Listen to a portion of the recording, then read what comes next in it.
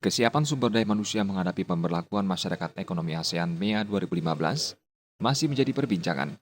Satu hal yang pasti adalah pemberlakuan MEA 2015 harus diterima oleh masyarakat dan pemerintah. Direktur Direktorat Pembelajaran Pendidikan dan Kebudayaan Ridwan Roy mengungkapkan, kesiapan masing-masing masyarakat untuk menghadapi MEA harus dilakukan melalui pemerintah daerah masing-masing. Di lain pihak, upaya pemerintah dalam mensosialisasikan MEA terhadap masyarakat harus memiliki sinergi yang kuat.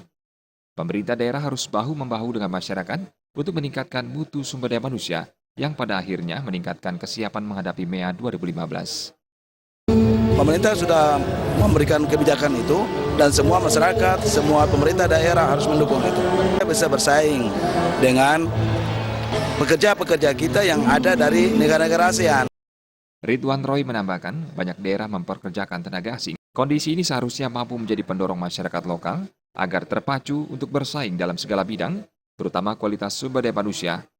Masyarakat lokal harus memiliki motivasi untuk selalu meningkatkan diri. Dengan demikian, dengan datangnya MEA 2015, masyarakat Indonesia, khususnya Bali, diharapkan mampu bersaing dan berinovasi. Itu sebenarnya peluang ya. Jadi sebenarnya bagaimana pemerintah daerah secara cepat sekarang bersama-sama dengan melaporkan ke pemerintah pusat, kita lakukan usaha bersama, lakukan affirmation action ya. Apa yang kita lakukan bersama-sama supaya menyiapkan orang-orang Bali, tenaga-tenaga lulusan kita di Bali ini supaya bisa kompetitif dengan yang ada di negara-negara ASEAN.